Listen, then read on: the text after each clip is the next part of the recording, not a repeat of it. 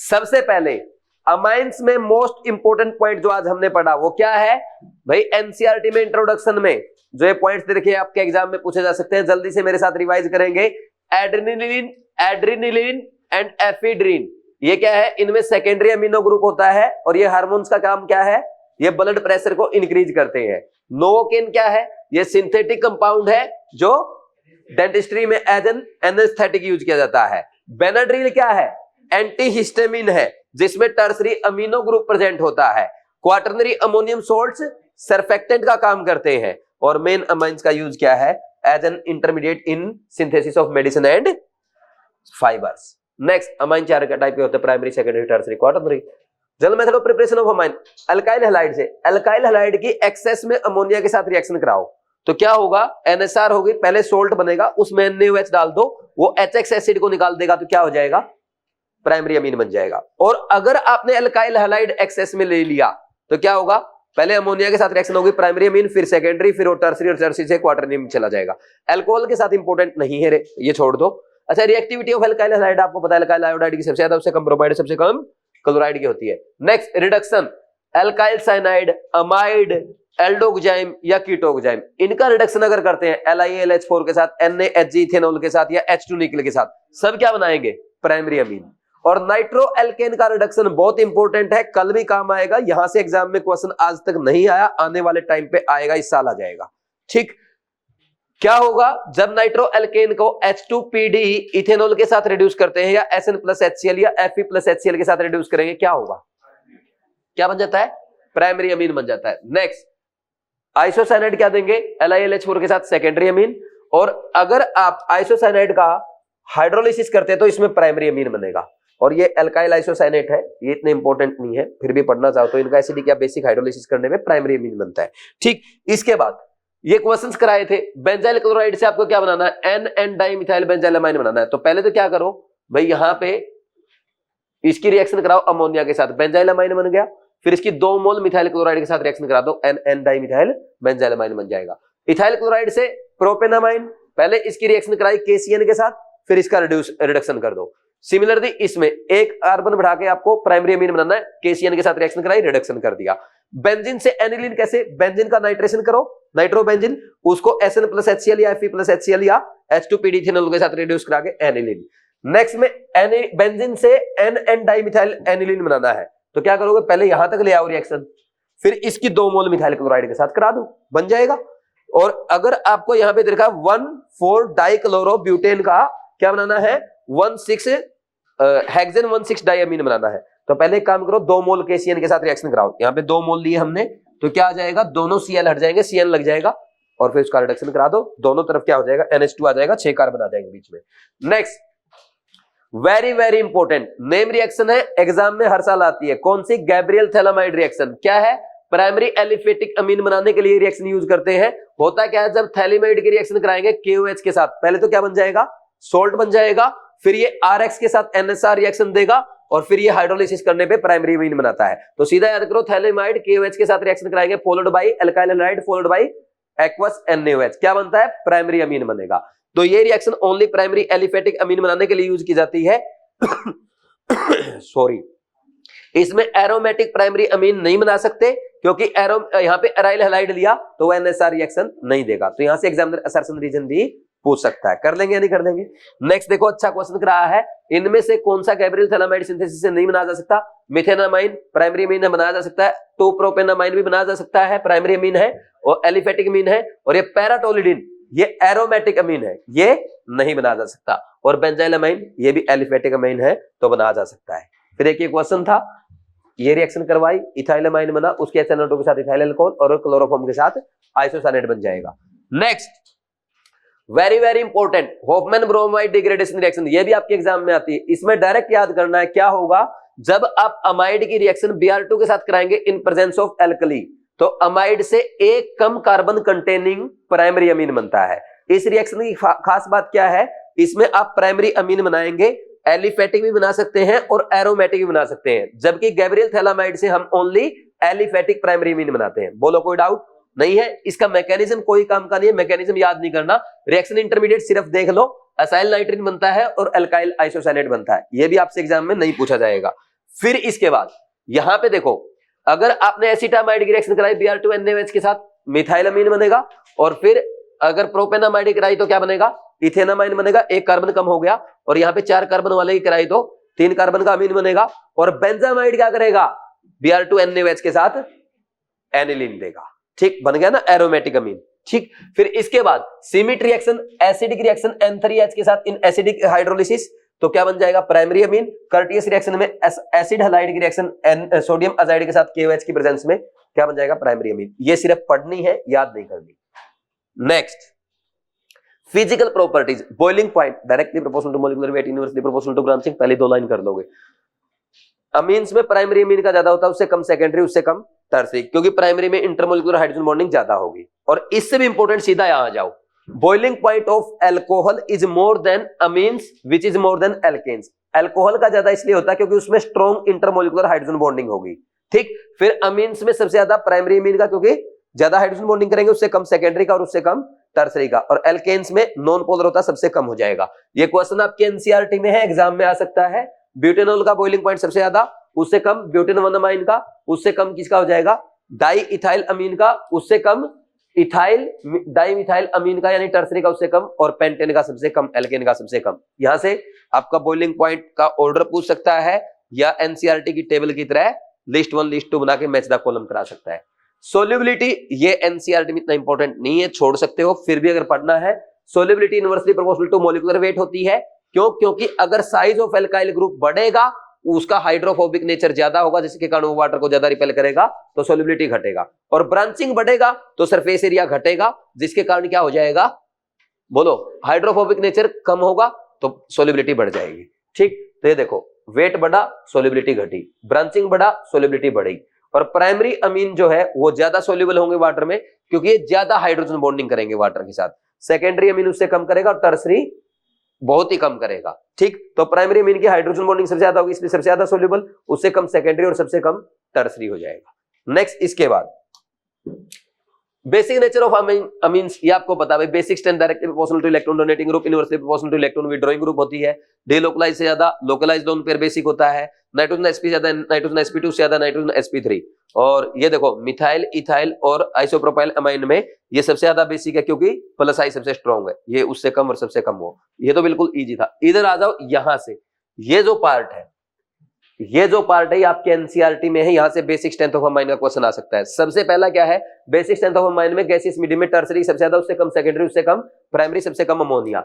Aqueous medium अगर आपको दे दिया जाए, उसमें मिथाइल ग्रुप है, तो नंबर याद करना, 2 डिग्री सबसे ज्यादा, उससे कम 1 डिग्री, उससे कम टर्सरी, उससे कम अमोनिया।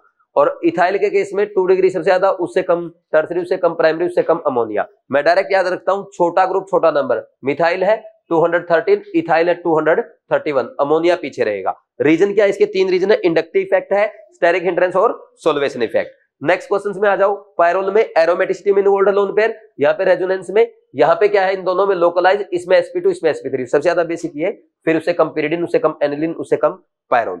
और नीचे वाले में देखो, इसमें तीनों में क्या है, नाइट्रोजन लोन पेयर डिलोकलाइज है, जबकि इसमें लोकलाइज है, तो सबसे ज्यादा बेसिक हो गया बेंजाइलमाइन, और उससे कम ये टर्सरी वाला, उससे कम सेकेंडरी, उससे कम प्राइमरी। यहाँ पे एक्वस वाला केस नहीं लगाना है।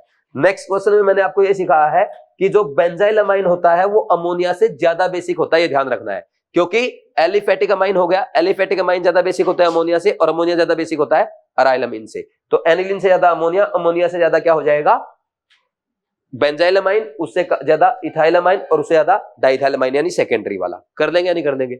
ये एनसीईआरटी के वो एग्जांपल है जो एज इट इज एग्जाम में आ सकते हैं, इससे बाहर क्वेश्चन नहीं आएगा, ये नोट कर देना, चाहे कैसे भी आए। अब एग्जामिनर अगर आपसे कल पूछ ले पीकेबी वैल्यू का ऑर्डर, तो बेसिक स्ट्रेंथ का जो ऑर्डर है उसका उल्टा कर देना, पीकेबी वैल्यू का मैच द कॉलम करा ले, तो कर दोगे?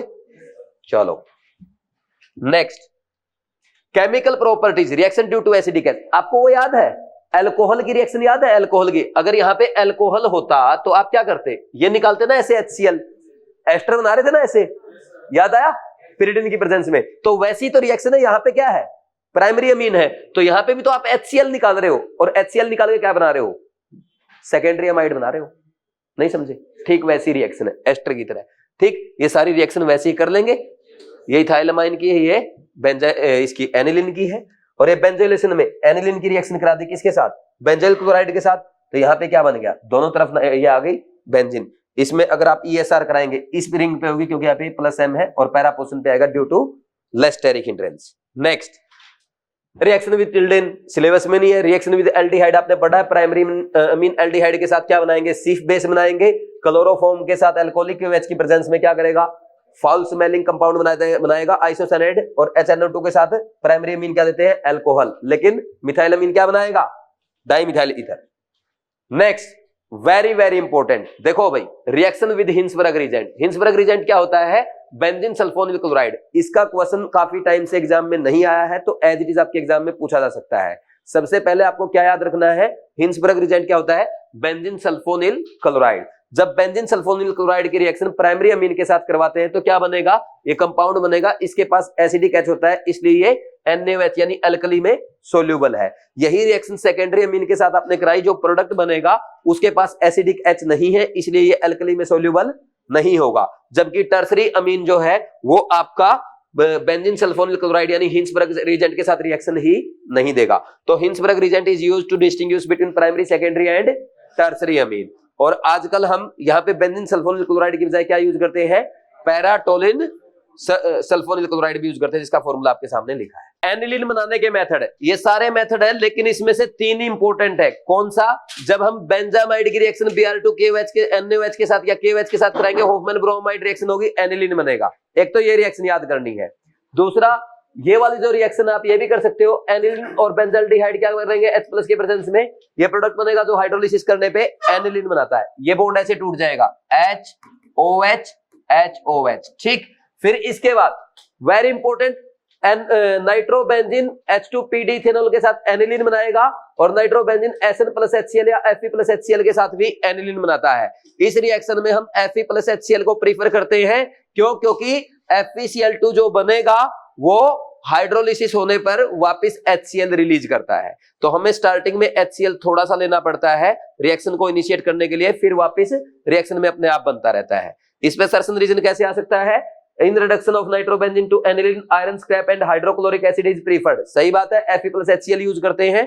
सेकंड, यहां लिख दिया मैंने FeCl3 forms gets hydrolysed to release HCl, तो रीजन रॉन्ग हो गया, क्योंकि FeCl3 नहीं बनता, FeCl2 बनता है। और अगर यहां लिख देता FeCl2 formed get hydrolysed to release HCl, assertion सही, रीजन सही, करेक्ट एक्सप्लेनेशन भी हो जाता। फिर इसके बाद नेक्स्ट क्या आएगा, केमिकल प्रॉपर्टीज में एनिलीन क्या करेगा, इसके पास एसिडिक H होता है, तो ग्रिग्नार्ड रिजेंट के साथ सीधा रिएक्शन देगा, एल्केन बना देगा, और chloroform in presence of alcoholic KOH phenyl isocyanide बन जाएगा, और बेंजाल्डिहाइड के साथ H+ की प्रेजेंस में NaR रिएक्शन देता है, और ये CF3COOH वाली छोड़ दो, नाइट्रोबेंजीन बनता है, इसमें फालतू की रिएक्शन है। और मिथाइल आयोडाइड के 2 मोल ले लिए, तो यहाँ पे क्या बन जाएगा, NN डाइमिथाइल एनिलीन। और जब हम इसकी रिएक्शन एसिटाइल क्लोराइड या एसिटिक एनहाइड्राइड के साथ कराते हैं, presence of pyridine, acid analyte बनता है, जो Br2CS3COOH के साथ क्या बनाएगा, पैराब्रोमो प्रोडक्ट बनाएगा, जो हाइड्रोलिसिस करने में फाइनली पैराब्रोमो एनिलीन बनाता है। वहीं अगर आप इसका नाइट्रेशन करते हैं तो पैरा पे NO2 आ जाता है, और हाइड्रोलिसिस करने पे पैरा नाइट्रो एनिलीन बन जाएगा। और अगर आपने यहाँ पे बेंजीन कार्बोनिल क्लोराइड ले लिया इन प्रेजेंस ऑफ pyridine, तो ये हो जाएगा बेंजोइलेशन, जिसमें क्या बन जाएगा, ये प्रोडक्ट बनेगा जो Br2CS3COOH के साथ क्या करेगा, Br लगेगा इस बेंजीन पे पैरा पोजीशन पे, क्योंकि ये NH+M का काम करेगा। एम्स का क्वेश्चन है। और हिंसबर्ग रिजेंट के साथ एनिलीन क्या प्राइमरी अमीन है, हिंसबर्ग रिजेंट के साथ रिएक्शन करने पे जो प्रोडक्ट बनाएगा that will be soluble in alkali.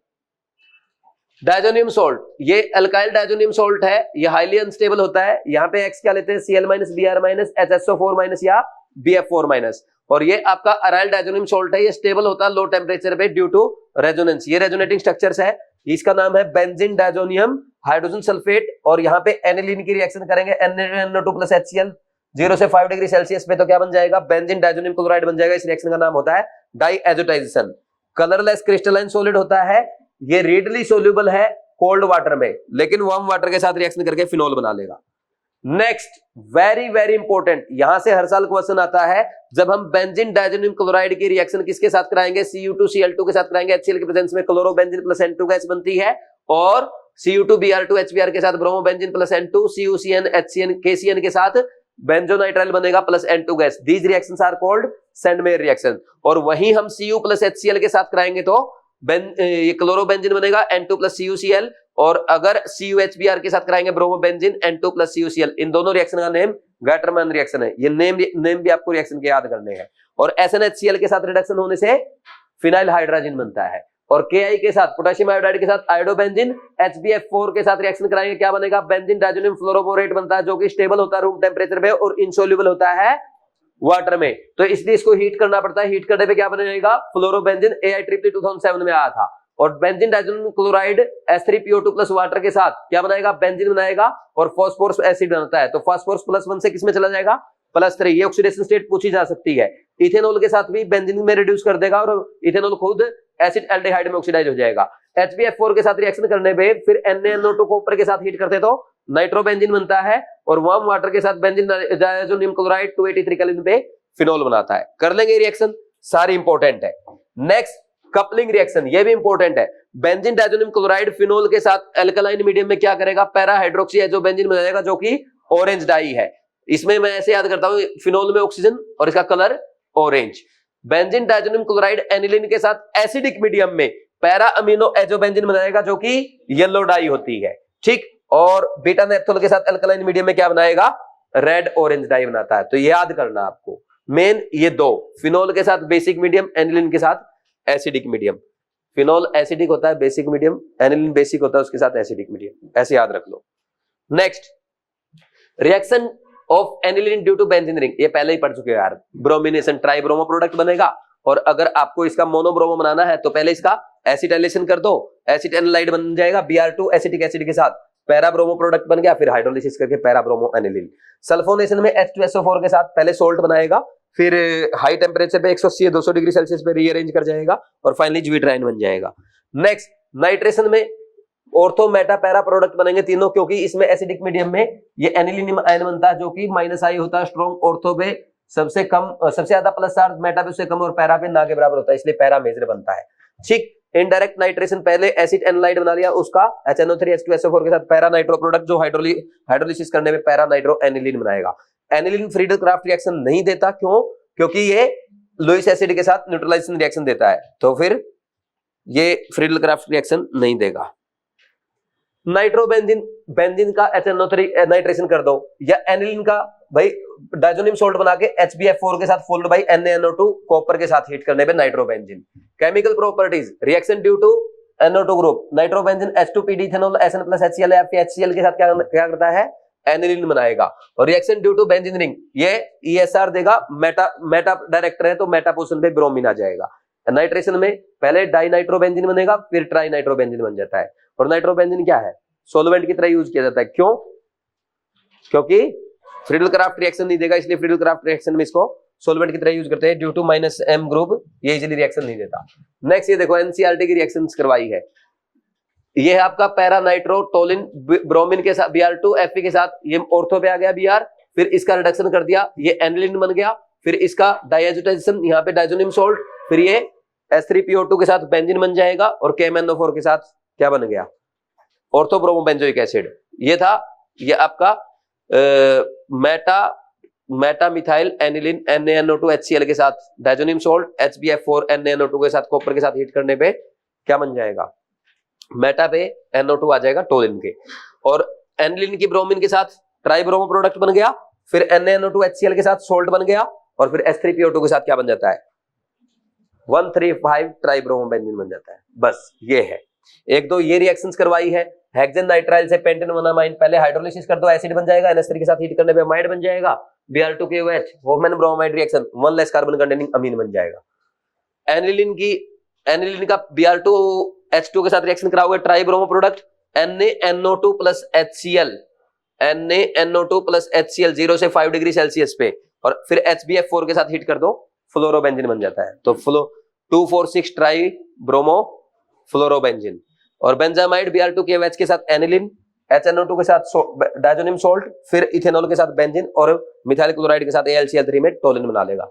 ये नीट 2024 का इथाइल आयोडाइड NaCN के साथ इथाइल साइनाइड पार्शियल हाइड्रोलिसिस करने पे प्रोपेनामाइड और Br2KOH के साथ क्या बना देगा? इथेनामाइन। एसिटिक एसिड अमोनिया के साथ हीट करने पे एसिडामाइड, Br2NaOH के साथ इथेनामाइन, और फिर NaNO2 HCl के साथ डाइमिथाइल ईथर। नाइट्रोबेंजीन Fe+HCl के साथ, एनिलीन HNO2 के साथ, डाइजोनियम सोल्ट और फिर फिनोल के साथ ऑरेंज डाई, और बेंजोइक एसिड अमोनिया के साथ हीट करने पे बेंजामाइड और Br2 KOH के साथ एनिलीन। कर लोगे या नहीं कर लोगे? Subscribe Device Classes channel for NEET chemistry guidance.